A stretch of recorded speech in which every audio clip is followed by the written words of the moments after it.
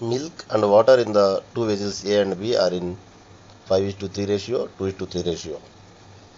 In what ratio should the liquids in both the vessels be mixed to obtain a new mixture?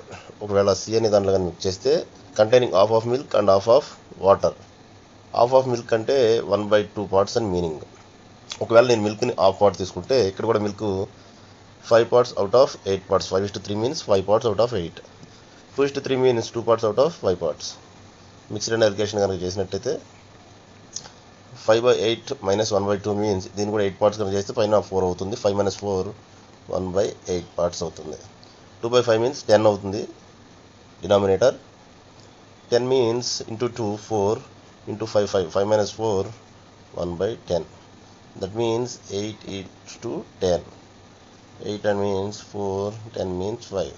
4:5 is the answer. Second option is the right answer.